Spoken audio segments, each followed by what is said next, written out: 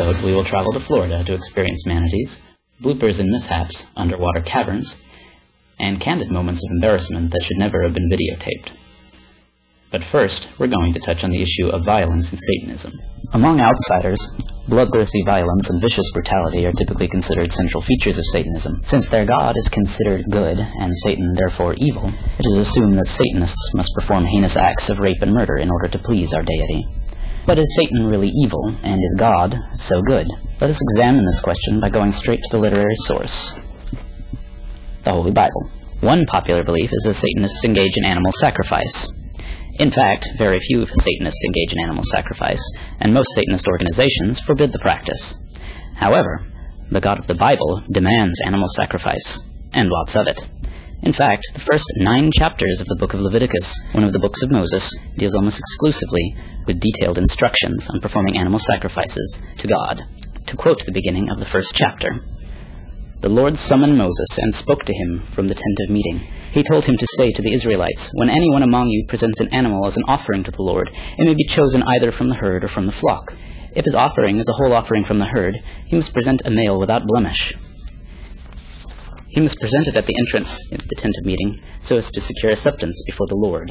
He must lay his hand on the head of the victim, and it will be accepted on his behalf to make expiation for him. He must then slaughter the bull before the Lord, and the Aaronite priests are to present the blood and fling it against the sides of the altar at the entrance of the tent of meeting. He must flay the victim and dismember it. The sons of Aaron the priest, having kindled a fire on the altar and arranged wood on the fire, are to arrange the pieces, including the head, on the altar fire. The entrails and shins must be washed in water, and the priest is to burn it all on the altar as a whole offering, a food offering of soothing odor to the Lord." Well, isn't that a pretty picture? And then there's violence in general. Specifically, warfare, atrocities, and genocide.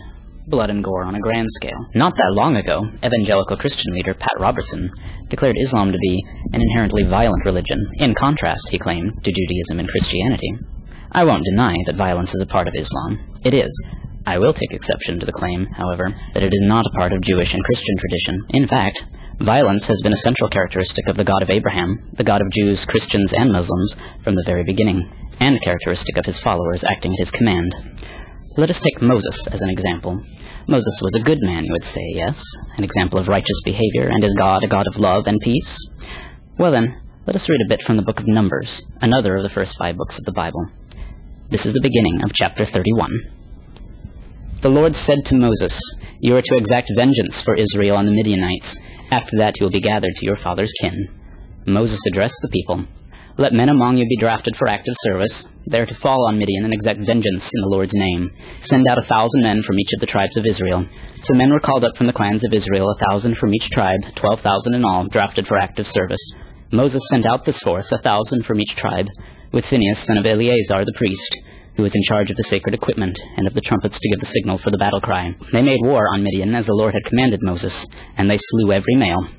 In addition to those slain in battle, they killed the 5 kings of Midian, Evi, Rechem, Zur, Hur, and Reba, and they put to death also Balaam, son of Beor.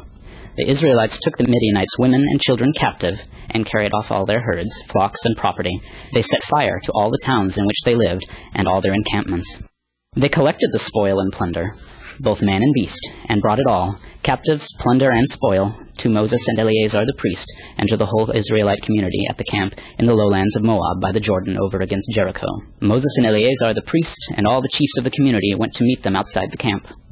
Moses spoke angrily to the officers of the army, the commanders of units of 1,000 and of 100, who were returning from the campaign. "Have you spared all the women?" he said. "Remember, it was they who, on Balaam's departure, set about seducing the Israelites into disloyalty to the Lord in the affair at Peor, so that the plague struck the community of the Lord. Now kill every male child, and kill every female who has had intercourse with a man, but you may spare for yourselves every female among them who has not had intercourse." So there you have it, straight from the mouth of Moses himself. At the Lord's command, you may ravage the cities of the enemy, slaughter every man, woman, and child, except for the virgin girls who you may rape to your heart's content. In our next episode, we will be discussing who tells the truth and who tells lies in the Bible by going straight to the beginning, with the book of Genesis and the story of the Garden of Eden.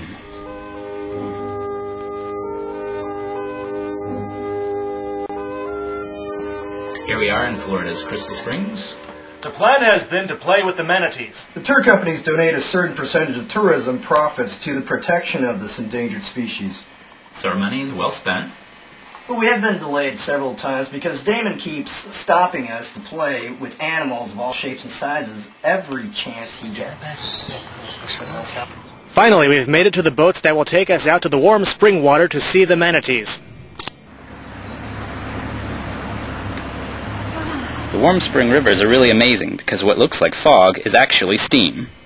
What's even more amazing is that some fishermen are trying to be exempt from slowing down their boats in manatee safety zones. The situation is that the fast motorboats quickly lacerate and kill these gentle giants. So speeding boats have been outlawed, but I've heard that in some cases, devious fishermen buy special permits which allow them to increase speed, resulting in manatee hit and run. Manatees are a protected species, so I have long since boycotted any fish product that comes from Florida. Let's put Florida's careless fishermen out of business and give the ecosystem a break.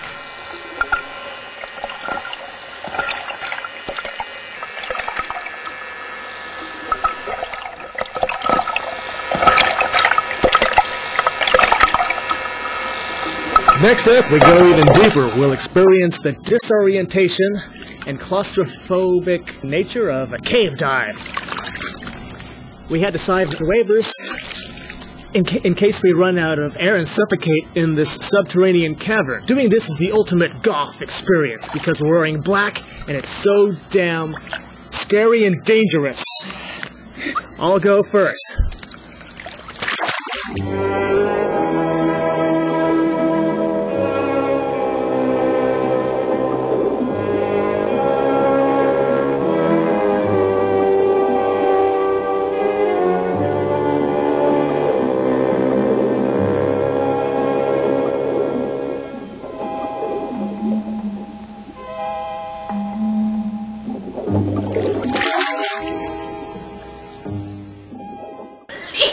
See, Jocelyn is anxious to get that wetsuit off because she is so horny.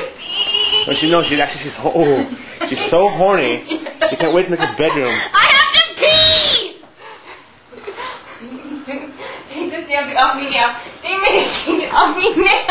Well, I'm trying, baby. I'm ready. I know you're anxious, so am I. Okay. David, stop it. I'm serious. I know. We'll do it. Okay, It's been several weeks. I'm Okay. peeing my pants right now. Ooh, baby, get it off.